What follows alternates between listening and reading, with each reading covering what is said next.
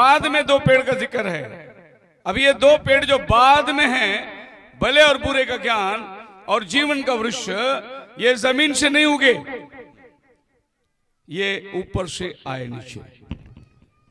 Hallelujah. क्योंकि वहां जमीन नहीं लिखा है, बाकी सब। इसका मतलब आप ये समझ जाना कि वो पेड़ नहीं है जो आम का पेड़ हम देखते हैं, ये कुछ पेड़ अलग है। सो अगर ये पेड़ एक भला और बुरा का ज्ञान देने का पेड़, कल हमने देखा कि कैसे शैतान उस चीज को दर्शाता है। अगर ज्ञान देने वाला पेड़ शैतान है तो जीवन देने वाला पेड़ प्रभु यीशु मसीह है। हालेलुया। ये दो पेड़ उस बगीचे में थी, और ये पेड़ जो है जमीन से नहीं आई, ये आसमान से आया, क्योंकि लूसीफर आसमान में था, वहां वो प्रभु की आराधना करता था। लूसीफर जो है प्रभु की प्रशंसा करने वाला, लूसीफर सबसे प्रधान दूत। लूसीफर का मतलब लाइट बियरर, उजाला। मान लो लूसीफर स्वर्ग में उजाला देने वाला एक बहुत बड़ा दूत था। लूसीफर म्यूजिक से बहुत प्यार करता था। लूसीफर अगर ऐसे पंख हिलाए तो वीणा बजती थी, और लूसीफर अगर वो चल के आए तो तबले बजते थे। उसके बदन में म्यूजिक था, क्योंकि प्रभु ने उसको उसकी महिमा के लिए बनाया था। हालेलुया। जब लूसीफर हाथ उठाए तो वीणा बजेगी, ऑर्गन बजेगा, म्यूजिक बजेगा, पूरी स्वर्ग में वो वर्शिप करता था।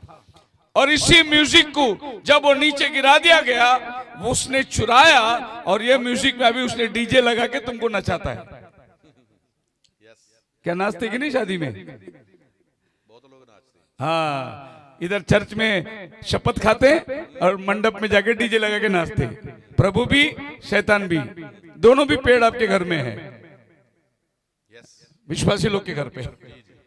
दोनों पेड़ को पानी डालते हैं लोग, जीवन का पेड़ के लिए भी और दुनियावी पेड़ के लिए भी। अगर आप विश्वासी हैं तो अविश्वासी का काम मत करो। अगर अविश्वासी का काम करते हो तो मत बोलो मैं विश्वासी हूं करके। हालेलुया। ये आपका पास्टर नहीं बोलेगा, मैं बोल सकता हूं, क्योंकि मैं बॉम्बे जा रहा हूं आज रात को। मैं बोल सकता हूं खुल के, क्योंकि मेरा कोई लेना देना है नहीं। आप बुलाए तो मैं आऊंगा, नहीं बुलाए तो मैं नहीं आऊंगा, दूर से सलाम करूंगा, लेकिन बोलूंगा, सच्चाई बोलूंगा। अगर ये वचन आपको लगता है, चुभता है, तो समझना ये परमेश्वर का सच्चा वचन है।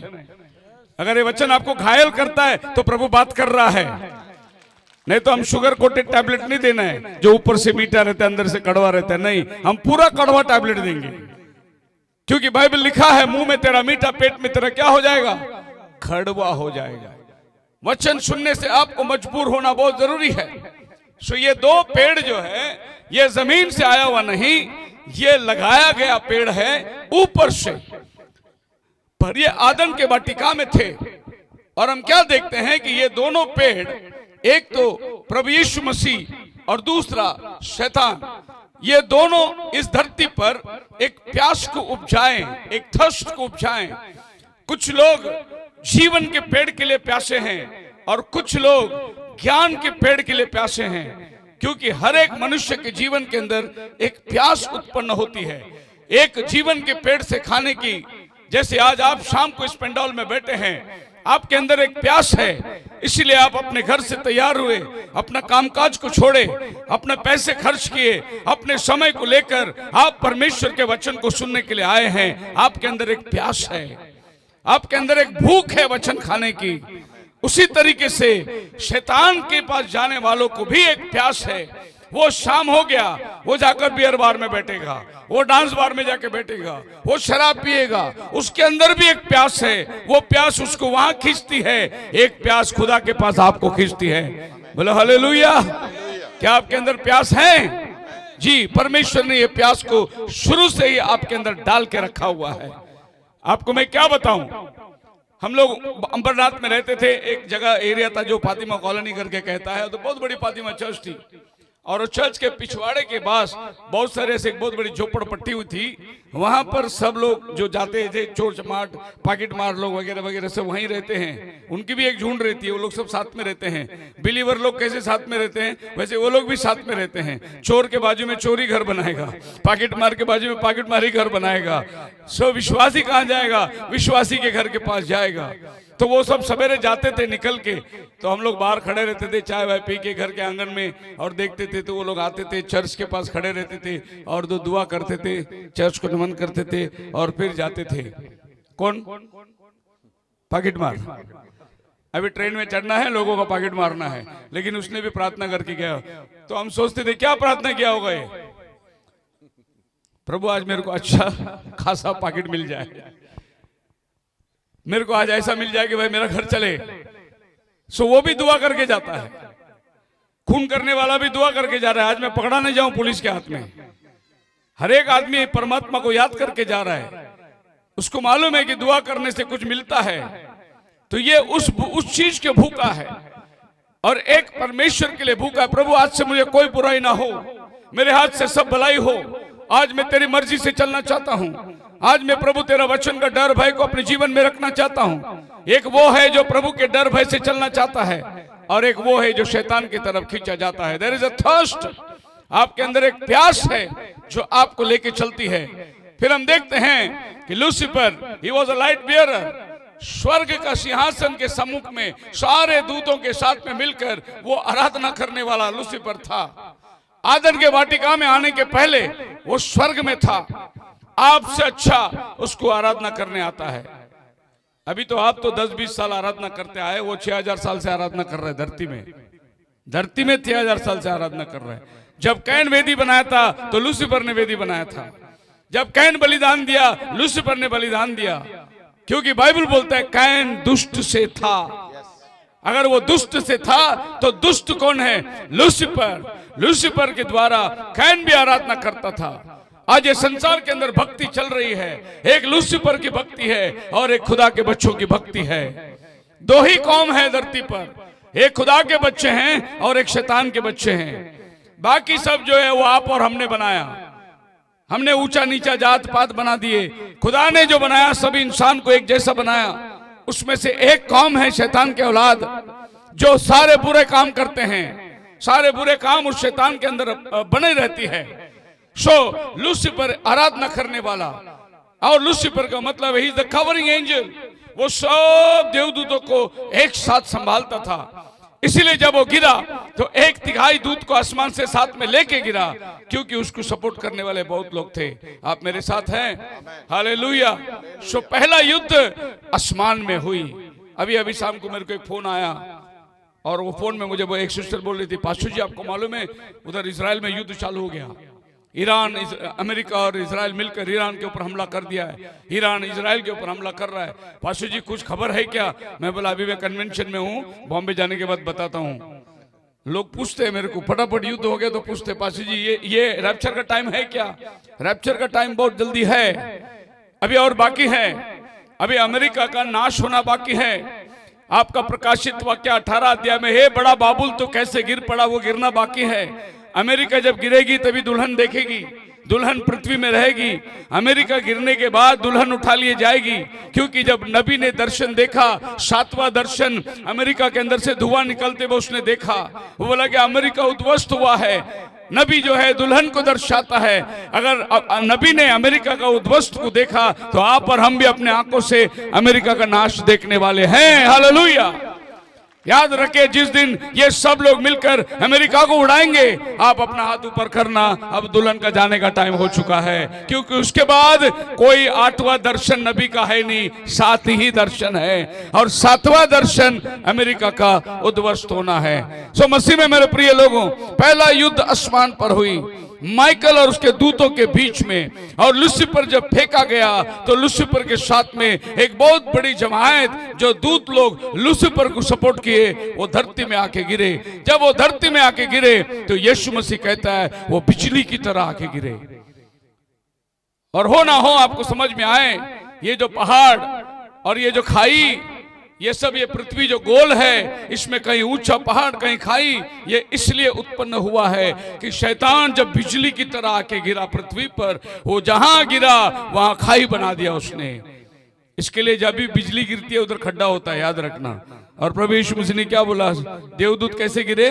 बिजली के समान गिरे। सो उनको आसमान से नीचे फेंक दिया गया और ये युद्ध को उसने आसमान पर हार गया। अब वो जब जमीन पे आया तो अब जमीन पे जो काम वो उधर करता था वही काम वो इधर भी करना शुरू कर दिया। उसने आपके और हमारे बीच में झगड़ा लगा दिया। उसने मनुष्य के पास आदन की वाटिका में जाकर सुंदर परिवार, उनके बीच में उसने झगड़ा लगा दिया। उनके बीच में उसने फासला लेकर आया। और आप देख सकते हैं कि उत्पत्ति पहला अध्याय में परमेश्वर ने सारी सृष्टि को बनाया। दूसरा अध्याय में आदम को लेकर आदम के वाटिका में रख दिया। तीसरा अध्याय में शैतान आ गया होगा। उसका काम शुरू से ही शुरुआत हो गई। वो बहुत साल के बाद नहीं आया। जैसे आदम को रखा, पहला चैप्टर, दूसरा चैप्टर, तीसरा चैप्टर में आकर परिवार के अंदर उसने बंटवारा डाल दिया। और उधर जो दो बेटे पैदा हुए, एक बेटे को वो अपने कब्जे पे ले लिया जिसके माध्यम से वो बेटा पैदा हुआ था। प्रकटीकरण 12वां अध्याय का 7 और 9 वचन पढ़ के देखिए। फिर स्वर्ग ਵਿੱਚ ਇੱਕ ਯੁੱਧ ਹੋਇਆ। ਮਿਕਾਇਲ ਅਤੇ ਉਹਦੇ ਦੂਤ ਅਜਗਰ ਨਾਲ ਲੜਨ ਨੂੰ ਨਿਕਲੇ ਅਤੇ ਅਜਗਰ ਲੜਿਆ ਨਾਲੇ ਉਹਦੇ ਦੂਤ, ਪਰ ਇਹ ਪ੍ਰਬਲ ਨਾ ਹੋਏ ਅਤੇ ਨਾ स्वर्ग ਵਿੱਚ ਇਹਨਾਂ ਨੂੰ ਥਾਂ ਫੇਰ ਮਿਲਿਆ। हाँ, उसने बहुत बड़ा युद्ध लड़ा। माइकल और उसके दूत ने शैतान और उसके दूतों को जमीन में फेंक दिया करके बाइबल कहता है। जब वो जमीन में आया तो उसने जमीन के अंदर लड़ाई को शुरू कर दिया। नबी कहता है then the battle from angels become human battles. फिर देवदूतों के बैटल से, देवदूतों के युद्ध से जमीन के युद्ध इंसानों के अंदर शुरू हो गई। सो पहला युद्ध कहाँ हुआ? पहला परिवार के अंदर। दो ही भाई थे। पहला युद्ध जब आबेल ने अपने बलिदान को रखा, अग्नि उतरी, प्रभु ने कबूल किया। कैन ने अपने बलिदान को रखा, प्रभु ने उसको कबूल नहीं किया। कैन ने जाकर अपना भाई का मर्डर कर दिया। पहला युद्ध। ये मर्डर करवाने वाला कौन है? कैन के अंदर कौन सी आत्मा थी जो अपने भाई का घात किया? अजी 4-5 भाई रहेगा तो जमीन जायदाद की लड़ाई है और पूरा पृथ्वी उनका ही बाप का है। पूरा पृथ्वी आदम को प्रभु ने दिया है। बाबा तू आधा पृथ्वी ले, आधा पृथ्वी मेरे को दे, इधर भी झगड़ा मिट सकती थी। लेकिन झगड़ा जमीन की नहीं थी।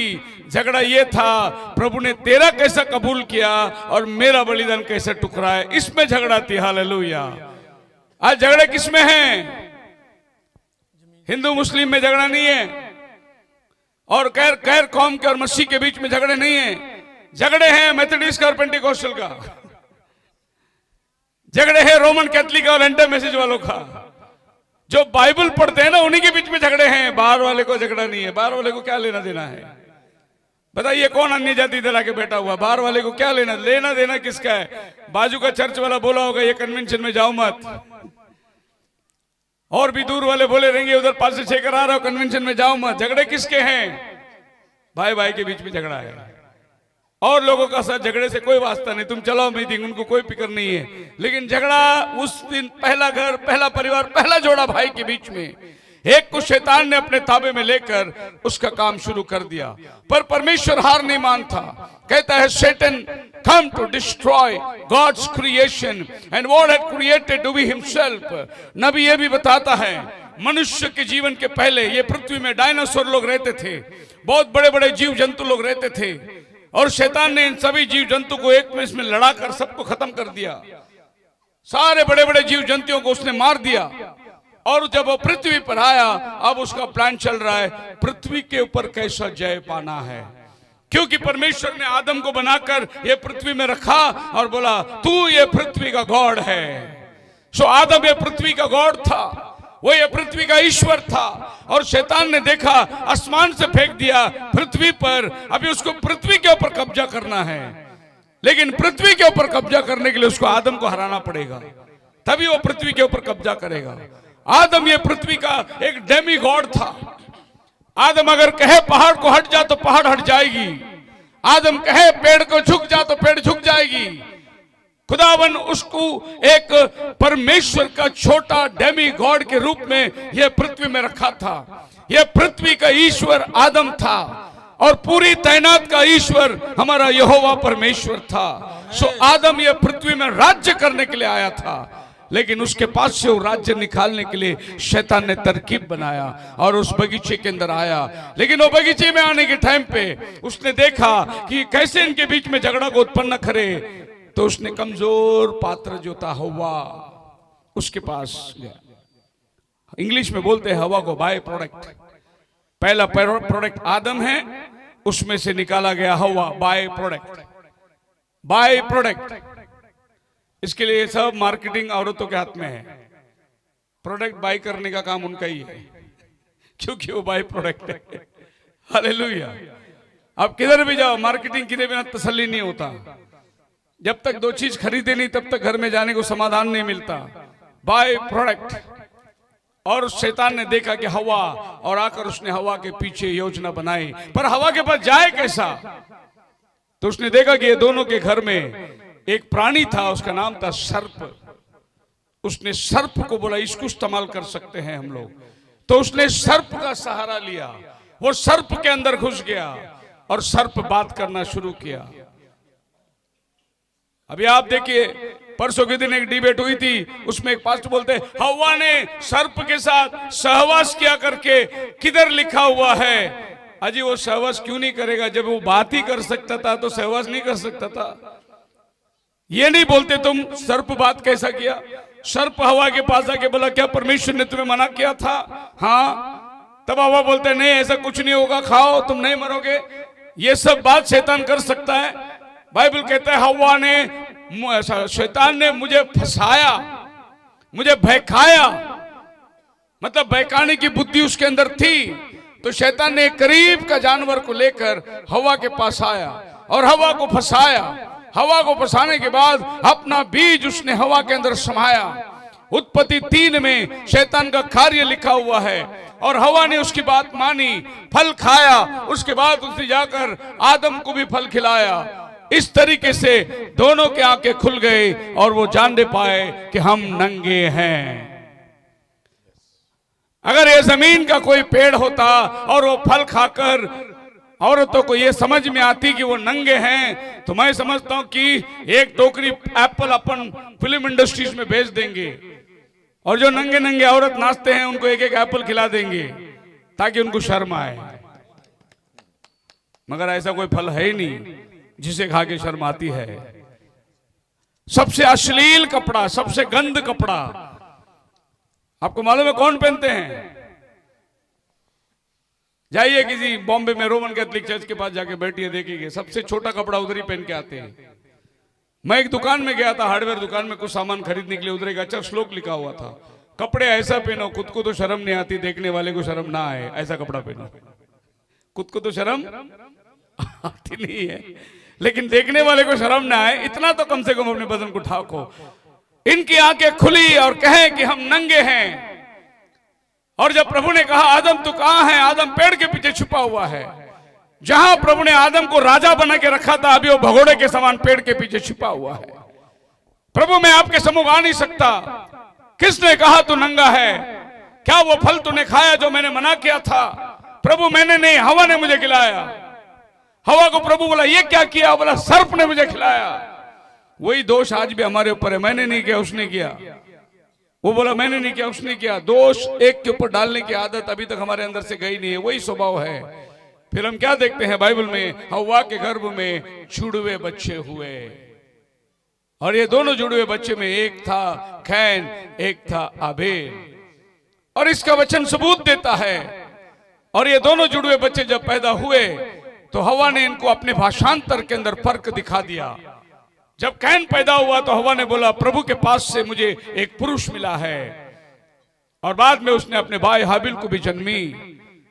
और उत्पत्ति 4 अध्याय के अंदर जाएंगे तो वहां पर पहला 2 वचन में लिखा है और उसने उसके पीछे शेत को 4:25 में शेत को जन्म दिया।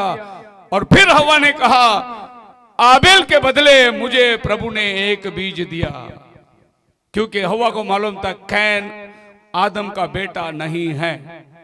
स्पष्टता से बाइबल इसका वर्णन करता है। तब प्रभु ने हव्वा को श्राप दिया और हव्वा को बोला तो गर्भवती होकर पीड़ा जनेगी, बच्चे को जनेगी, और बच्चे के जनने से तेरा उद्धार होगा। आप पढ़िए पहला तीमुथियुस की किताब, उसका 2 अध्याय। अगर आप उसका 11 वचन से लेके पढ़ेंगे तो आपको पता चलेगा कि ये गर्भ में दर्द क्यों है, पीड़ा क्यों है, ये आपको बताएगा, बाइबल बताएगी आपको। पढ़िए पहला तीमुथियुस, स्त्री नु चाहिदा है। पहला तीमुथियुस 2:14, 2:11 ना यस क्यों जो कई एक होण भी फिर के शैतान दे मगर लग पईयां हन। जे किसी निश्चावान स्त्री दे घर विच विधवा होवे, हाँ 2:11-12 2 का 11-12 ਇਸਤਰੀ ਨੂੰ ਚਾਹੀਦਾ ਹੈ ਵੀ ਚੁੱਪਚਾਪ ਹੋ ਕੇ ਪੂਰੀ ਅਧੀਨਗੀ ਨਾਲ ਸਿੱਖਿਆ ਲਵੇ। हाँ ਮੈਂ ਇਸਤਰੀ ਨੂੰ ਸਿੱਖਿਆ ਦੇਣ अथवा पुरख उत्ते हुक्म चलाउण दी प्रवानगी नहीं दिंदा। पौल को मालूम था आदन के बाटिका में क्या हुआ, इसके लिए वो बोलता है चर्च में मैं स्त्री को पुलपिट नहीं दूंगा, क्योंकि उधर स्त्री ने पुलपिट लिया था और वहां पर गिरावट आई। और फिर वो कहता है आदम बहकाने गया, हवा बहकाने में आके अपराधी नहीं ठहरी, लेकिन बच्चे जनने के कारण है क्या भाई वो वचन उधर। क्यों जो आदम पहला रचा गया सी, फिर हवा आदम ने धोखा नहीं खादा पर स्त्री धोखा खा के अपराध विच पै गई जी, तां भी बाल जन्म दे वसीले नाल वो बचाई जाएगी। हाँ, बच्चे जनने के कारण वो बचाई जाएगी। उद्धार का योजना उसके बच्चे के जनने पर उसको मिलता है। सो मसीह में मेरे प्रिय लोगों, आदम को प्रभु ने श्राप दिया, तू अपने पसीने के बल अपना अन्न को खाएगा, तुझे मेहनत करना पड़ेगा, तुझे खेती करना पड़ेगा, क्योंकि परमेश्वर आदम को श्राप नहीं दे सकता। इसीलिए आदम के जगह प्रभु ने धरती को श्राप दिया।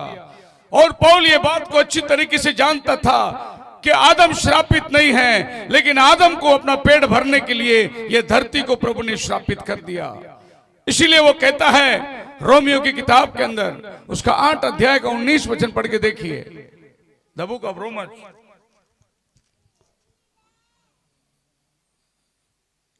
पीछे जगह बनाइए, थोड़ा सा जगह बनाइए, हमको बैठने जगह दिए, डिस्टर्बेंस है। पहले बैठ जाइए, सेटल हो जाइए। ब्रदर लोग थोड़ा और अंदर आ जाइए, दबके थोड़ा थोड़ा आगे हो जाओ। ओके, थोड़ा बहुत लोगों को समझ भी होना चाहिए। कोई अगर आके खड़ा है तो थोड़ा जगह बना के देना भी चाहिए, नहीं तो वो खड़े हैं और ये भी उसको देख रहा है क्यों खड़े हैं इधर। वो मीटिंग में आए हैं, बैठने के लिए आए हैं, थोड़ा जगह बनाना है, थोड़ी सी समझदारी रखनी है। ओके, क्या बोलता है बाइबल। ਅਤੇ ਸ੍ਰਿਸ਼ਟੀ ਵੱਡੀ ਚਾਹ ਨਾਲ परमेश्वर ਦੇ ਪੁੱਤਰਾਂ ਦੇ ਪ੍ਰਕਾਸ਼ ਉਹਨੂੰ ਉਡੀਕਦੀ ਹੈ। सृष्टि आशा भरी दृष्टि से इस बात के इंतजार में है कि कब परमेश्वर के पुत्र प्रकट होंगे, क्योंकि वो आप दासत्व में नहीं गई। आदम के गलती के वजह से पृथ्वी श्रापित हुई और ये पृथ्वी अभी श्राप से छुटकारा चाहती है, लेकिन कौन श्राप से छुटकारा देगा। जब असली आदम का बेटा आएगा तब ये पृथ्वी को श्राप से छुटकारा मिलेगा। इसीलिए यही पौल जो वहां श्राप कैसे मिला करके लिखा है, श्राप से छुटकारा कैसा मिलेगा वो भी उसने बताया है कि परमेश्वर के पुत्र लोग जब प्रकट होंगे ये पृथ्वी श्राप से छुटकारा पाएगा। अजा परम कौन है, पहला यूहन्ना पत्री, यूहन्ना का फर्स्ट चैप्टर, लेटर्स नहीं फर्स्ट चैप्टर, उसका 12 वचन में लिखा है, जितनों ने प्रभु यीशु मसीह पर विश्वास किया उनको परमेश्वर का संतान होने का अधिकार दिया। पर जिन्होंने ने उसਨੂੰ कबूल कीता, हाँ जी, उसने ਉਹਨਾਂ ਨੂੰ परमेश्वर ਦੇ पुत्र होने का हक दिता। कितने विश्वास करते हैं कि आप परमेश्वर के पुत्र हैं, क्योंकि आपने प्रभु यीशु मसीह के ऊपर विश्वास किया। आप परमेश्वर के बेटे और बेटियां हैं, क्योंकि आप यीशु मसीह पर विश्वास करने से आपको वो अधिकार मिलता है। आप शैतान के दासत्व से छुटकर परमेश्वर के पुत्र के समान कहलाते। अब वो समय आने वाला है जब आप परिपूर्णता में आएंगे, ये पृथ्वी अपने श्राप से छुटकारा पाएगा। कैसे छुटकारा पाएगा। आदम के टाइम पे बारिश आसमान से नहीं आती थी, धरती से झरने आते थे। ये पृथ्वी का वातावरण बहुत काम था, इतना सुंदर वातावरण था कि बाइबल कहता है दिन के ठंडे समय में प्रभु उनके साथ वार्तालाप करने आता था। इतना अच्छा वातावरण। फिर ये भूकंप, ये सुनामी, ये आपत्ति जो पृथ्वी पर आती है, ये ज्वालामुखी जो फटती है, ये क्यों हो रहा है? क्योंकि ये पृथ्वी श्राप से छुटकारा पा रही। श्राप से कौन मुझे छुटकाएगा, ऐसा लिखा है पौल। जैसे एक स्त्री गर्भ वेदना में रहती है, वैसा ये पृथ्वी गर्भ वेदना में तड़प रही है, ऐसे लिखा है उसमें। भाई 18 से पढ़ो। जैसा ये पृथ्वी गर्भ वेदना में तड़प रही है, एक स्त्री जैसे गर्भ वेदना में तड़पता है, पौल ने उसका तुलना वो स्त्री का गर्भ वेदना में रखी है। जब 9 महीना पूरा होता है दर्द शुरू होती है, वैसा ये पृथ्वी को अभी दर्द शुरू हो गया है। इसीलिए जगह जगह भूकंप, ज्वालामुखी, सुनामी, ये पृथ्वी में आपद क्यों आ रही है? मौसम बदल रहा है, बर्फ पिघल रही है, समुद्र बाहर निकल रहा है, उष्णता बढ़ रही है, ओजोन लेयर में होल पड़ रहे हैं, सूरज की रोशनी अभी ऐसी आएगी कि आदमी जलते जलते खड़े खड़े जल जाएगा। और ये गवर्नमेंट जानती है, इसीलिए आपके ऊपर टैक्स लगा दिए, आपके 2 व्हीलर को पीयूसी लगा दिए, पोल्यूशन अंडर कंट्रोल। अगर आपके फैक्ट्री है तो आपके धुएं कितने निकलते हैं उसमें टैक्स लगा दिए गवर्नमेंट। कारण जानते हैं कि प्रदूषण बढ़ रही है, ये पृथ्वी विनाश की तरफ जा रही है। सो इसके बाद उसने आदम के पास में आया। अब आदम को उसको कैसे तकलीफ देना है, परेशान करना है। डेमोनोलॉजी इस मैसेज के अंदर प्रॉफिट 3 बातें बताता है। और ये डेमोनोलॉजी मैसेज बताने पंजाब में प्रेत शास्त्र इसका नाम है पंजाबी में। कितने लोग पढ़े हैं प्रेत शास्त्र? या भूत प्रेत के साथ जो संबंधित है, शैतान हमारे ऊपर अटैक कैसा करता है, ये प्रेत शास्त्र की 3 भाग में नबी ने हमें बताया है। वो कहता है पहला भाग आदमी के ऊपर अटैक करने का, वो है उसका फिजिकल रिलेम। ये शरीर जो है मांस और हड्डी का बना हुआ, ये शरीर के ऊपर उसका पहला अटैक होता है। कैसे? सर्दी आई, खांसी आई, बीमारी आई, हार्ट अटैक आई, किडनी क्या बोलते हैं डायबिटीज आया, किडनी फेल हो गया, हार्ट फेल हो गया। ये सब बीमारी शैतान आपके शरीर में लाता है ताकि आपको तरसाए, आपको परेशान करे। ये मिट्टी है, ये मिट्टी उसका है। यहूदा की किताब में आप पढ़ सकते हैं, मूसा के लाश के लिए शैतान आके लड़ रहा था, बोला ये मेरे को दे। माइकल उसका लाश का उसका हिफाजत कर रहा था। बाद में माइकल ने बोला ले बॉडी, तेरे को क्या करना है कर। शैतान आके खड़ा रहा, बोला मुझे चाहिए, मूसा का बॉडी मुझे चाहिए। क्योंकि उत्पत्ति में प्रभु ने क्या बोला? तू मिट्टी खाएगा, तू मिट्टी खाएगा। तो जब आत्मा निकल जाती है, ये शरीर को खाने के लिए वो आता है। अभी बॉडी मेरे को दो, इसके लिए हम लोग सब लेके जाके कब्र में रखते हैं, ले तेरा खाना है तू खा। ये शैतान आके बोला बॉडी मेरे को चाहिए, और माइकल ने बोला जे परमेश्वर तेरा हिसाब करेगा। सो ये मिट्टी उसका खाना है, ये मिट्टी के ऊपर वो हमला करता है। याद रखिए, जब आपके शरीर में फोड़े आते हैं, वो फोड़ा बढ़ता है, वो फोड़े के अंदर में क्या होती है, डॉक्टर एंटीबायोटिक लगाता है। अगर कोई एक अच्छा साइंस या मेडिकल कोई इधर होगा तो एक बात जानते हैं, हमारा ब्लड में जब red blood cells white blood cells बनती है तब पश बनता है। और जब जख्म होती है, एक सेल खराब होता है, वो सेल जो है व्हाइट बन जाती है। व्हाइट का मतलब वो पश का रूप लेती है, फिर वो व्हाइट दूसरे सेल को भी खराब करती है। इस तरीके से आपका फोड़ा बड़ा होता है। फिर डॉक्टर एंटीबायोटिक लगाते हैं ताकि वो व्हाइट ब्लड सेल जो पस बना है उसको निकाले। लेकिन चंगाई डॉक्टर की दवा नहीं देती है, चंगाई प्रभु देता है। चंगाई जीवन से आता है। हालेलुया। डॉक्टर की इतनी सी दवा में भी चंगाई नहीं है, याद रखना। चंगाई हमेशा खुदा के पास से आती है। फिर डॉक्टर की दवा करती क्या है? आपके शरीर में जो एंटीबॉडी है उसको वो मारती है। हीलिंग प्रभु देता है। आपने देखा होगा आपके गलियों में कुत्ते घूमते हैं, उसके सर में जख्म लगा, वो चंगा नहीं होता, वो जख्म बढ़ता है, सड़ता है वो, क्योंकि कुत्ते के जबान पे हीलिंग पावर है।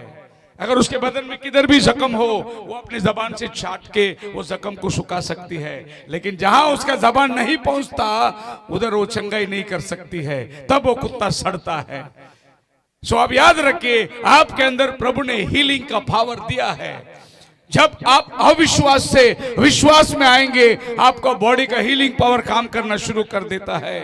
लेकिन जब आप दर्द को महसूस करते हैं, जब आपको दुख होता है, जब आपको परेशानी होती है, आपका विश्वास को मारता है, अविश्वास ऊपर आ जाता है।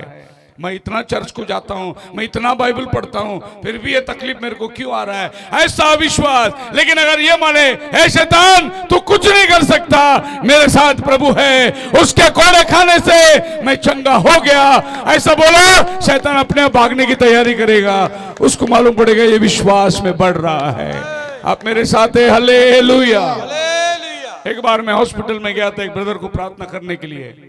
जब मैं उसके लिए प्रार्थना कर रहा था, वहां पर कुछ जो डॉक्टर लोग थे, जो आरओ में लोग, वो लोग वहां खड़े के हंस रहे थे और वो लोग आपस में बात कर रहे थे, बोले आके प्रार्थना कर रहा है, क्या कर रहा है?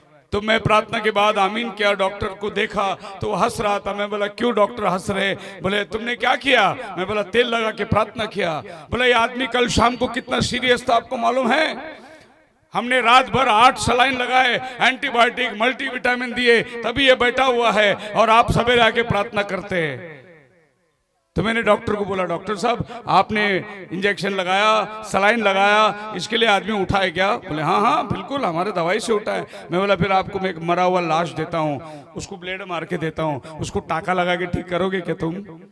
ऐसा कैसा मरा हुआ है ना? मैं बोला जिंदा रहेगा तो टाका लगेगा, ठीक भी होगा। मरा हुआ शरीर में टाका नहीं लगेगा, वो सड़ता ही जाएगा। डॉक्टर कारण क्या है? वो बोले उसमें जान नहीं है ना। मैं बोला जान कौन देता है? खुदावन देता है। इसीलिए जान जो है आपके अंदर, जीवन जो है, वही चंगाई को लाती है। फिर डॉक्टर साहब ने मेरे को पूछा ये कौन सी किताब में लिखा है? मैं बोला डेमोनोलॉजी किताब में लिखा है। हमारे पास किताब है प्रेत शास्त्र। तो डॉक्टर बोला हमको मिलेगा क्या पढ़ने में? बोला अभी भेजता हूं।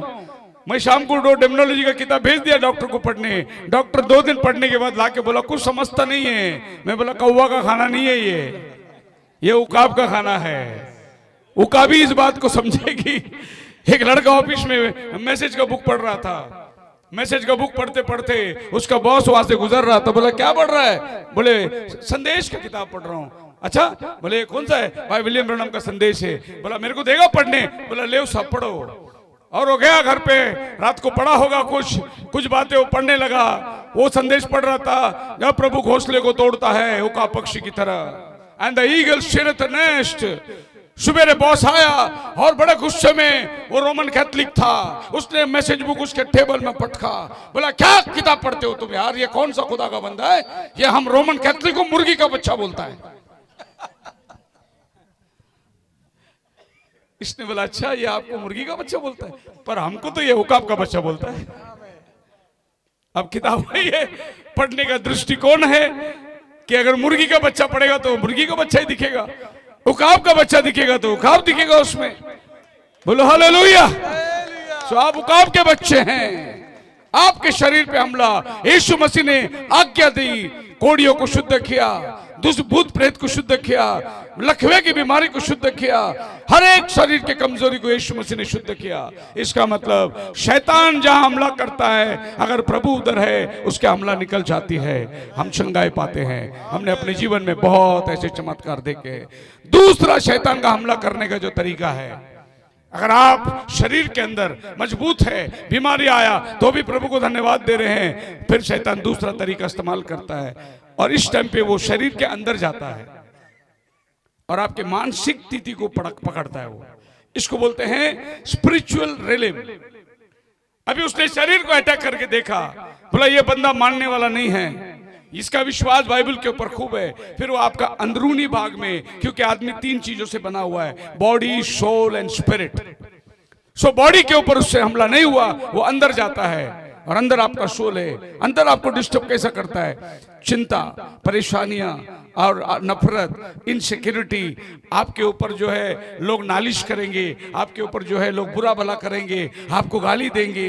इस तरीके से वो हमला करने की कोशिश करता है। आपके घर में अशांति को लेके आता है, आपके घर में झगड़े लगा देगा वो। आपके घर में जो है इस तरीके की अशांति कि आप घर में आएंगे तो झगड़ा, उठा तो झगड़ा, बैठा तो झगड़ा, घर में किटकिट होता रहता है। आदमी टेंशन में आकर वो बाहर जाके भी शराब पीने लगता है। ये शैतान का दूसरा हमला है।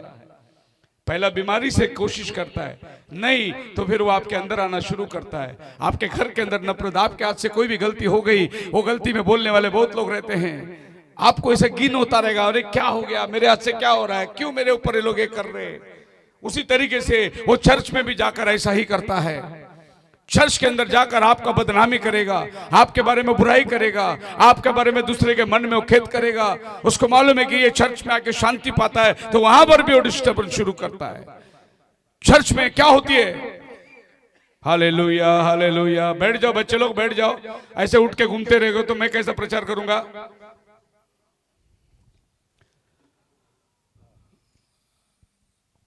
मैं पुलपिट में खड़ा हूं, आप लोग सब लोग एक आदमी को देख रहे हैं, मैं इधर से कई 500 आदमी को देख रहा हूं। नहीं, आप सब एक ही आदमी को देख रहे हैं, मेरी नजर सबके ऊपर है। थोड़ा भी आप हलचल करेंगे ना, मेरा डिस्टर्बेंस होता है, मेरे को बात करने में तकलीफ होती है। इसके लिए थोड़ा टाइम बैठो, एक ही घंटा तो बैठना है नहीं? सास बहू के सीरियल के सामने 3-3 घंटा उठते नहीं बैठ के, और प्रभु के भवन में बैठने के लिए 10 मिनट आधा घंटा बैठने के लिए तकलीफ होती है। सिनेमा 3 घंटा बरोबर देखते हो, बिना एक भी सीन जाना नहीं चाहिए।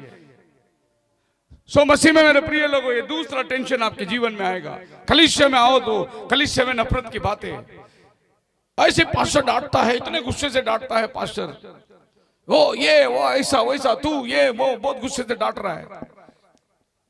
और कलीसिया में आए तो प्रेज लॉर्ड के, तो इधर जय मुड़ की जय मसीह इधर मुड़ कर रहा है, वो उसको हाथ नहीं मिला रहा है, वो उससे बात नहीं कर रहा है। यही आदमी शराब खाने में जाता है। शराब खाने में जाते वेटर बोलते आइए आइए सब, उसको पोछा लगा के देते, सब बैठिए सब, और फिर गिलास लेके के उसको पानी से, सब ठंडा पानी लोगे, गर्म पानी लोगे, सादा पानी लोगे, पानी देता उसको, सब क्या बोलेंगे आपको क्या खाना है। फिर वो शराब ऑर्डर ला के देते उसको, अगर उसने उल्टी भी कर दी तो कोई बात नहीं साहब, हम साफ करेंगे उसको। चर्च में कोई दुआ धड़ाम में नहीं करता, प्रेज लॉर्ड नहीं करता। बियर बार में कितनी इज्जत होती है, फिर आदमी किधर जाएगा? वो वहां जा रहा, बोले वहां शांति मिलती है। इधर लोग गाली देते हैं, पास्टर भी बोलता है, विश्वासी लोग भी बोलते हैं, वो वहां जाके शांति पाता है। यह शैतान का दूसरा हमला का तरीका है, आपके अंदरूनी में हमला करता है। और तीसरा शैतान हमला करता है बहुत अजीब तरीके से, इसको बोलते हैं एक्लीसियास्टिकल रिलेम। ये प्रेत शास्त्र के अंदर नबी बोलता है। अब एक्लीसियास्टिकल रिलेम मतलब धार्मिकता के अंदर आकर वो आपके ऊपर हमला करेगा। जब बाइबल कहती है प्रभु यीशु मसीह के नाम में पाप की क्षमा है, तो वो पिता पुत्र पवित्र आत्मा में बपतिस्मा देगा। इसको बोलते हैं धार्मिकता का हमला। आप बोलेंगे बाइबल में लिखा है कैन दुष्ट से था, लेकिन वो बोलेगा नहीं नहीं, ऐसे कैसे हो सकता, कैन आदम का ही बेटा है। इसको बोलते हैं एक्लीसियास्टिकल रिलेम। धार्मिकता के अंदर आकर, डॉक्ट्रिन के अंदर तर्क वितर्क करके। हमारे पंजाब में नहीं नहीं खुदा नहीं बोलना है, खुदा नहीं परमेश्वर बोलना है। वो बोलेगा नहीं नहीं, तुम परमेश्वर बोलोगे तो तुम्हारा आराधना अन्य देवता को जाता है, तुमको खुदा बोलना पड़ेगा। धार्मिकता में ये जो लड़ाई है, आपको लगता है कि बिलीवर लोग क्या ज्ञान बिन पाके लड़ाई कर रहे? शैतान इनको लड़ा रहा है। शुक्र है आप खुदा के वचनों से अगर समझ पाएंगे तो इस लड़ाई से बाहर निकल जाओगे तुम। हमें सबके साथ प्रेम रखना है। हालेलुया। आप मेरे साथ हैं? अभी मेरा ये वीडियो सुन के दूसरा वीडियो बनेगा, अरे वो सबके साथ प्रेम करने को बोलता है, हम शैतान के साथ कैसा प्रेम कर सकते हैं? मैं शैतान के प्रेम की बात नहीं करता हूं। जिनके अंदर प्रभु की आत्मा है उनसे प्रेम करो। वो चाहे संस्था में जाता होगा, अगर वो बाइबल पढ़ता है, वो प्रार्थना करता है, भाई प्रणाम कहते हैं, वो हमारा भाई है, हमारा बहन है। हालेलुया। ये तीसरा आयाम है शैतान आपके जीवन के अंदर लड़ाई लाने वाला, और आपको समझ में भी नहीं आएगा। वचन का तर्क वितर्क करने वाला तीसरे तरीके से लड़ाई करता है। और आप देखते हैं पृथ्वी में भरा पड़ा है, यूट्यूब में भरा पड़ा है, अजीब अजीब तरीके के शिक्षण आती है, अजीब अजीब तरीके के शिक्षण लोगों के मन में डाला जाता है। कोई तो कुछ कहता है, कोई तो कुछ कहता है, और आत्मिकता के अंदर एक बहुत बड़ा डिस्टर्बेंस आ गया है। बाइबल बोलता है एक ही आत्मा के पानी हम पिए हुए हैं, एक ही लहू से हम धुले हुए हैं। हमारे अंदर तर्क वितर्क आना नहीं चाहिए। अगर आता है तो याद रखना, ये काम शैतान तीसरे आयाम में आपके जीवन के अंदर काम करता है। समय हो रहा है, मैं थोड़ा जल्दी से जाना चाहता हूं। जब बाइबल पेड़ की बात करती है तो वो व्यक्ति की बात करती है, विश्वासी की बात करती है। भजन संहिता 1 अध्याय 3 वचन में लिखा है, जो प्रभु का डरवई है वो बुरे लोगों के रास्ते पर नहीं चलता। मरकुस 8:24 में लिखा है, वो इंसान पेड़ के समान है। जब बाइबल फ्रूट की बात करती है वो आपके वंशावली की बात करती है, या प्रभु के अंदर जो मन फिरा के आते हैं उनकी बात करती है। जब बाइबल बीज की बात करती है तो वो वचन की बात करती है। जब बाइबल जो है जमीन की बात करती है तो वो गर्भ का बात करती है, आपका हृदय का, आपका प्राण का बात करती है। जब बाइबल गार्डन की बात करती है, बगीचे की बात करती है, वो चर्च की बात करती है, संगति की बात करती है। प्रभु ने आदम और हवा को बगीचे में रखा नहीं, चर्च में रखा। हालेलुया। उसने अपने संगति में उनको रखा। रोज शाम को प्रभु उनके साथ में आकर मिलजुल करते, बातचीत होती थी। तो ये बाइबल का उपमा है। आप मेरे साथ है? हालेलुया। एक दिन मैं गुड फ्राइडे को प्रचार कर रहा था और मैंने कहा कि जब तक तेरे चौखट में लहू नहीं, मरण का दूत अंदर प्रवेश करेगा। इसके लिए हमारे चौखट में लहू होना है। उस दिन भेड़ और बकरी का लहू, आज प्रभु यीशु मसीह ने अपना लहू हमारे चौखट में लगाया है ताकि मरण वहां प्रवेश ना करे। नई सिस्टर आई थी, वो आई, बोले पास्टर जी कितना बकरे का पैसा कितना लगेगा? मैं बोला क्यों? नहीं आप बोले ना बकरे का खून लगाना, तो मैं तो बकरा नहीं काटूंगा। मैंने आप पैसा बोलो उतना पैसा दे दूंगा, बकरे का कितना पैसा है? मैं बोला सिस्टर वो बकरे का खून गया मूसा के टाइम पे, आज यीशु मसीह का लहू आपको चाहिए जो 2000 साल पहले हमारे लिए दिया गया था। उस लहू में आज भी ताकत है, वो लहू आज भी जिंदा है। एक बार मैं प्रचार कर रहा था, आंखों में लगाने के लिए सुरमा ले ले, तू वचन को देख सकेगा। एक ब्रदर उठ के गया सीधा मेडिकल में और उसने सुरमा लेके आंखों में लगा के सुरमा लगा के घूम रहा था। वो क्या ब्रदर सुरमा लगाए? वो बोले कि पास्टर ने बोला ना सवेरे सुरमा लगाओ। मैं वो सुरमा की बात नहीं करी। बाइबल हर चीज का एक आत्मिक उन्माद रखी है। हर एक दुनियावी नाम का एक आत्मिक अर्थ बाइबल आपको सिखाती है। तो हम आएंगे इस संदेश के अंदर। दानियल की किताब 4 अध्याय उसका 11 वचन पढ़िए।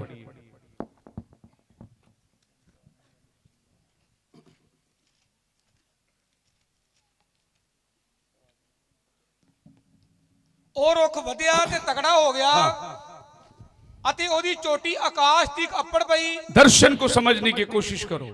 दानियल उस नबूकदनेस्सर के स्वप्नों को देख रहा है और वो कहता है कि देख मैं सो रहा था और मैंने एक बहुत बड़ा पेड़ को देखा और उस पेड़ पर पक्षियां आके बसेरा कर रहे हैं। उस पेड़ के तले जानवर लोग आकर विश्राम कर रहे हैं और वो पेड़ आसमान तक बढ़ रहा है। अब ये सपना देखकर दानियल परेशान हो गया। पेड़, झाड़ बढ़ रही है, आसमान तक बड़ा झाड़, सब पक्षियां बसेरा कर रहे हैं, पेड़ पौधे, जानवर लोग उसके नीचे विश्राम कर रहे हैं। और अचानक एक देवदूत आया और कहा ये पेड़ को काट दो, कट इट। अब दानियल को पूछ रहा है ये क्या है? इतना बड़ा पेड़ देखकर मैं तो खुश हुआ। ये वो था राजा कि प्रभु ने तेरे को ऊंचा बनाया था, प्रभु ने तेरा पंख फैला दिया था, तेरे लिए प्रभु बहुत राज्यों के अंदर अपना छांव को बनाया था। कई लोग तेरे राज्य में आके शरण लेते थे लेकिन तुझ में घमंड आ गया, इसीलिए प्रभु ने अभी तुझे काट दिया। और ये झाड़ को दानियल ने क्या देखा? जड़ से काट दिया गया। ये झाड़ कौन था? ये नबूकदनेस्सर राजा था। हमने अभी तक वो 2 झाड़ को देखा, एक लूसीफर था, एक प्रभु यीशु मसीह था। अभी यहां पर एक झाड़ को देखते हैं, काट दे वो झाड़ को।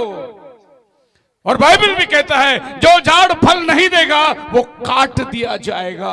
वो आपके और मेरे बारे में बाइबल बात करती है। हम भी प्रभु के सम्मुख में एक रोपे गए पेड़ के समान है। अगर हम फल नहीं देंगे वो काटने की आज्ञा देगा। यूहन्ना 15 अध्याय के अंदर वो कहता है। अब ये आसमान तक पहुंच गई थी। जब प्रभु ने इसको काटने की आज्ञा दी तो क्या उसने देखा? उसके अंदर एक ऐसी आत्मा आ गई और वो राजा नबूकदनेस्सर जाकर घास खाने लगा। धूप में, बारिश में, ओस में पड़कर 7 साल तक मैदान में पड़ा हुआ था जैसा जानवर पड़ी रहती है। नबूकदनेस्सर राजा जिसको प्रभु ने सोना का सिर बनाया था, प्रभु ने उसको प्रतिष्ठा दी थी, प्रभु ने उसको ऊंचा बढ़ाया था, प्रभु ने उसके राज्य को फैलाया था। लेकिन बाद में क्या हुआ उसका राज्य? प्रभु ने बोला काट डालो उसको। उसको लगा कि सब मेरे बलबूते पर, मेरी ताकत पर, मैं ही सबसे बड़ा हूं। उसको जब घमंड आया प्रभु ने बोला काट दो उसको। और उसके अंदर एक आत्मा समाया। वो आत्मा जानवर के समान, वो जाके बैल और गायों के समान घास खाने लगा। लोग आए, राजा महल में चल, वो नहीं मानता था। नखून बढ़ गए जानवर के समान, बाल बढ़ गए। 7 साल आदमी नखून नहीं काटा, बाल नहीं काटा। सोचो, जंगली जानवर के मापित हो गया था। 7 साल के बाद उसने आसमान को देखा, अपने यहोवा परमेश्वर को याद किया। प्रभु ने वो आत्मा निकाल कर उसके अंदर फिर से अच्छी आत्मा दे दी और फिर वो महल में आ गया। हालेलुया। जंगली आत्मा से प्रभु ने उसको भर दी। तो याद रखिए, अगर आपको भी घमंड आ जाए तो ये पहनी काटी जाएगी। आगे हम देखते हैं यशायाह 11वें अध्याय के अंदर बाइबल कहता है, एक झाड़ इसे के ठूंठ में से निकलेगी, एक डाली उस जड़ में से आएगी और परमेश्वर का आत्मा उस पर रहेगा। ये कौन था? ये दाऊद राजा, और दाऊद राजा के वंश से प्रभु यीशु मसीह आने वाला है। एक ठूंठ डाली निकलने वाली है। आप मेरे साथ हैं? हालेलुया। मैं उत्पत्ति में झाड़ से चालू करूंगा तो प्रगटीकरण में झाड़ में ही खत्म करूंगा। बाकी लोग ऐसे नहीं करते, वचन चालू करते हैं, बाद में दशवन में आके खत्म करते हैं। आपको प्रभु को देना है। मैं जिधर से शुरू करूंगा उधर ही आके खत्म करूंगा। आप मेरे साथ है ना? हाँ, जब मैं झाड़ बोलता हूं तो पूरा बाइबल का झाड़ ढूंढ के निकालेंगे बाहर हम लोग। कोई भी ऐसा चीज याद रखना, उत्पत्ति में जो भी शुरुआत हुई है वो प्रकाशित वाक्य में खत्म होता है। जो भी आपको उत्पत्ति में मिलेगा वो प्रकाशित वाक्य में मिलेगा। आज भी हम प्रकाशित वाक्य में खत्म करेंगे। यशायाह कहता है, ईशे के टूंट में से एक डाली निकलेगी और इसमें प्रभु का आत्मा समा दिया जाएगा। 7 प्रभु का आत्मा, और यीशु मसीह वो डाली थी। और यही डाली को लोगों ने तिरस्कार किया, लोगों ने उस पर इंजाम लगाया, लोगों ने उस पर नालिश करी। वो लोगों का पाप उठा लेके जाने वाला एक झाड़ बन गया और उसको ले जाकर उसी झाड़ के काटी पर लटका कर क्रूस पर मार दिया। ये वही झाड़ है जो आपको और मेरे को बचाने के लिए वो खुद झाड़ बनकर आ गया, काट पर लटकाया जाने वाला श्रापित। अब ये भाषा को दानियल कैसा बोलता है देखिए। दानियल के 9 अध्याय 26 वचन में प्रभु यीशु मसीह का मरण को दानियल अपनी भाषा में कैसा बोलते देखिए। अगर मिला है तो पढ़ लीजिए 9 का 26 वचन।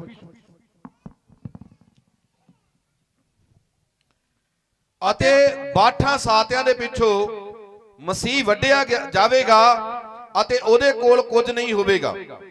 ਜਿਹੜਾ ਪਾਤਸ਼ਾਹ ਆਵੇਗਾ ਉਹਦੇ ਲੋਕ ਸ਼ਹਿਰ और पवित्र थान उजाड़नगे अते हड़ दे योर नाल ओदा छेकड़ होवेगा। देखिए आपका भाषा में कैसा लिखा है मालूम नहीं, इंग्लिश में लिखा है, after 3 weeks messiah shall be cut off, CUT cut off।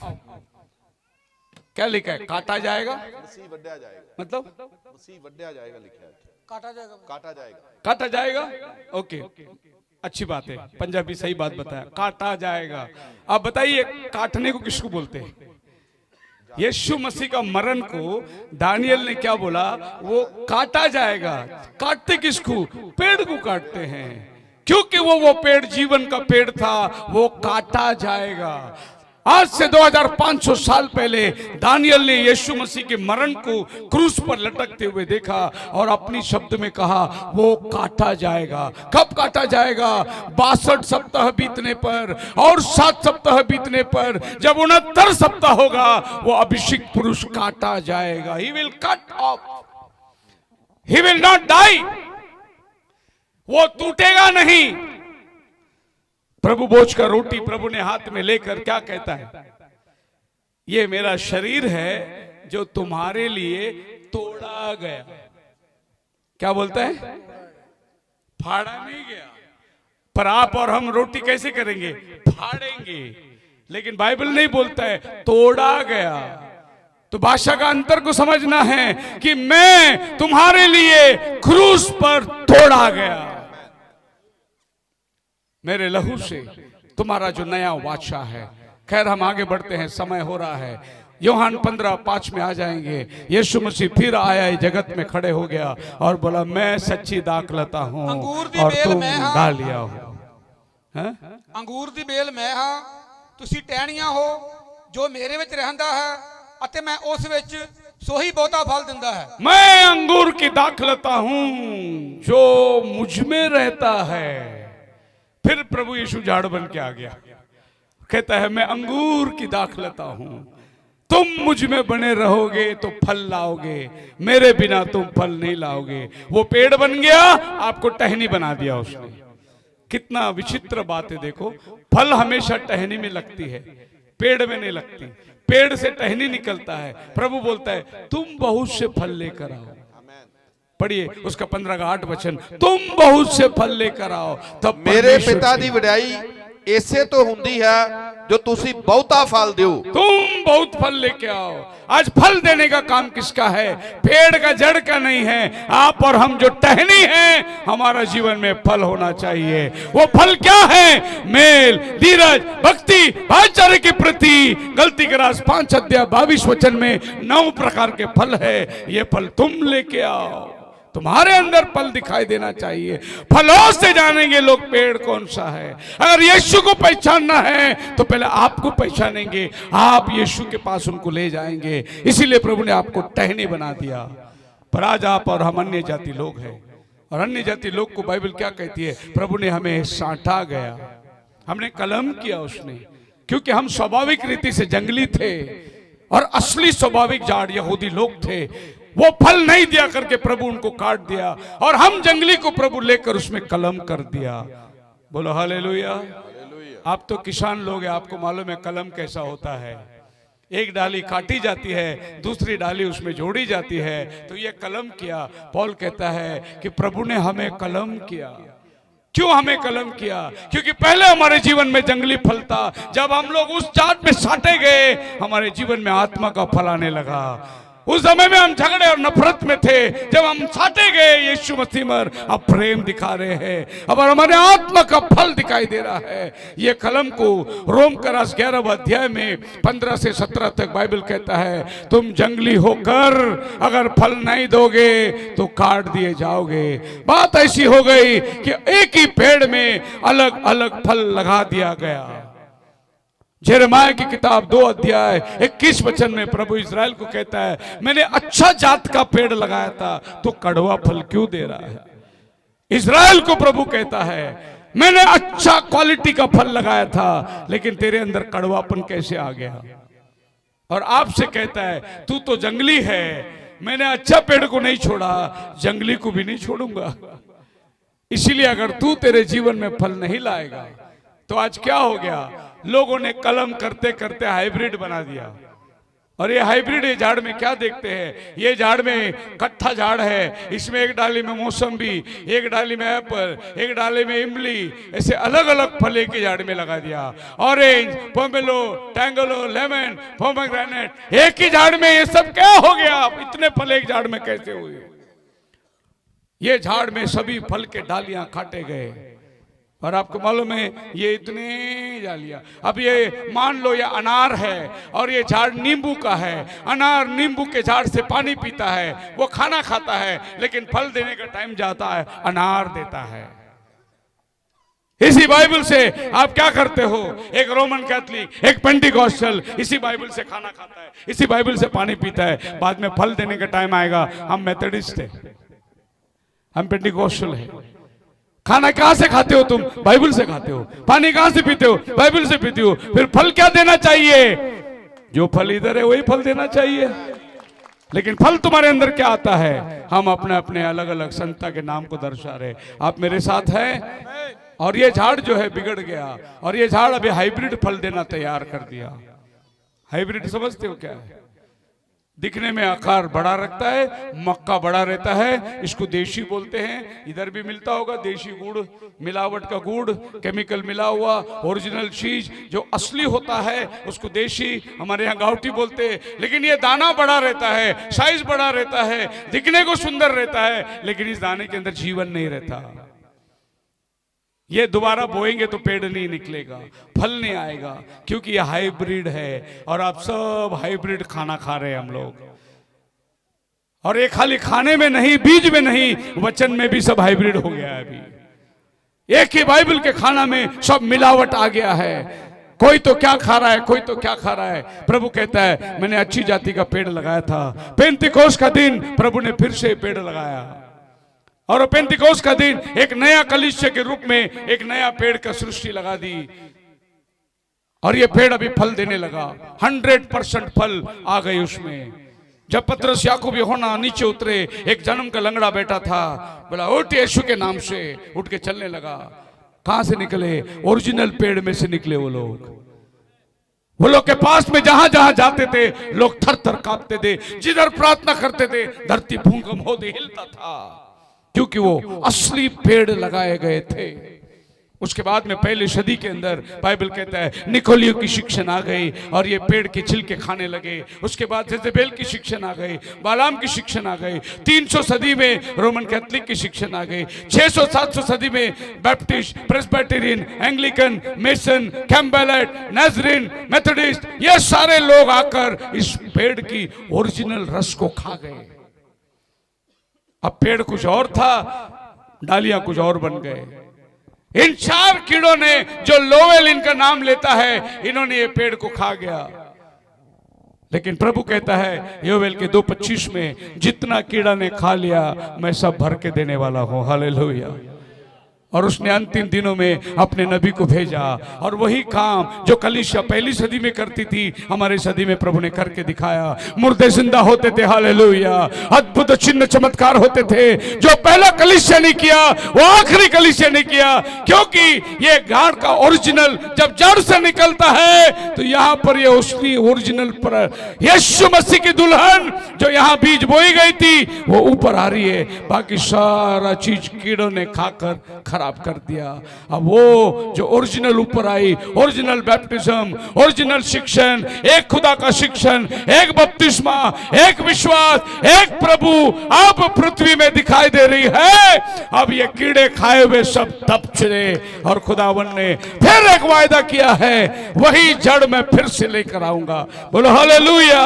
वही काम में फिर से लेकर आऊंगा, और प्रभु ने वो किया है। फिर हम प्रकाशित वाक्य में जाते 22 अध्याय के अंदर हम लोग जीवन के पेड़ को देखते हैं। एक बड़ी नदी है, नदी के इस पार और उस पार जीवन के पेड़ लगे हुए हैं। 12 महीना उसमें फल लगा हुआ है। हालेलुया।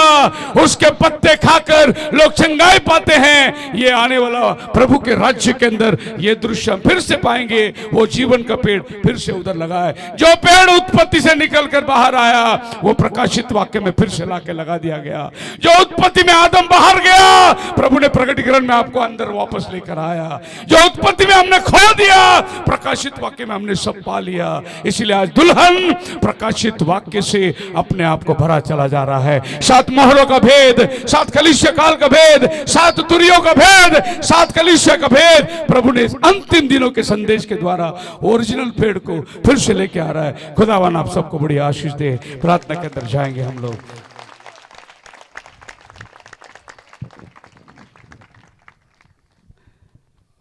मैं खड़ा नहीं करता हूं, कि मैं खड़ा करूंगा बाद में ये लोग आके वापस बिठा देते।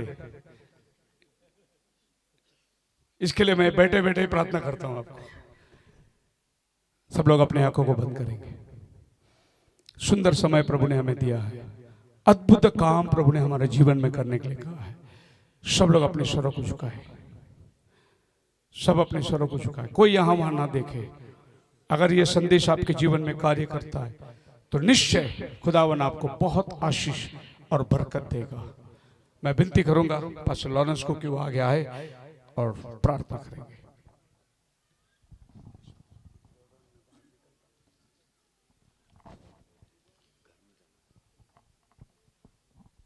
Hallelujah, hallelujah. तो लास्ट प्रार्थना वालों उन्होंने क्या है, क्योंकि अस गीत कोई नहीं बोलांगे, पर ਅਸੀਂ 1-2 ਦੁਆਵਾਂ ਜ਼ਰੂਰ ਕਰਨੀਆਂ ਹਨ, ਜਿਨ੍ਹਾਂ ਵਿੱਚੋਂ ਅਸੀਂ ਦੇਖਦੇ ਹਾਂ ਕਿ ਸਾਡੇ ਪ੍ਰਬੰਧਕ ਸਾਰੇ ਗਿੱਲਾਂਵਾਲੀ ਦੇ, ਕਿਲਾ ਦਰਸ਼ਨ ਸਿੰਘ ਦੇ ਸਾਰੇ ਪ੍ਰਬੰਧਕ ਭਾਈਆਂ ਦੇ ਲਈ ਅਸੀਂ ਦੁਆ ਕਰਨੀ ਹੈ। ਔਰ ਖਾਸ ਕਰਕੇ ਇੱਥੋਂ ਦੀ ਕਲੀਸਿਆ ਦੇ ਲਈ, और साढ़े भैन जी मार्था और प्रिंस और उन्होंने वाइफ बेटी संदीप, छोटी रजोई और उन्होंने बेटा, एक बेटा है रॉबन, मन्नू, उन्होंने वाइफ रमन ਔਰ ਉਹਨਾਂ ਦੀ ਬੇਟੀ ਐਬੀਗੇਲ, ਪ੍ਰਿੰਕਾ, ਰਾਜ ਔਰ ਇਹਨਾਂ ਸਾਰਿਆਂ ਦੇ ਲਈ, ਔਰ ਰੇਚਲ ਰੀਵਾ ਦੇ ਲਈ, ਔਰ ਸਾਰੀ ਕਲੀਸਿਆ ਦੇ ਲਈ, ਪ੍ਰਬੰਧਕ ਸਾਰੇ ਭੈਣ ਭਰਾਵਾਂ ਦੇ ਲਈ ਅਸੀਂ ਸਭ ਦੁਆ ਕਰਦੇ ਹਾਂ।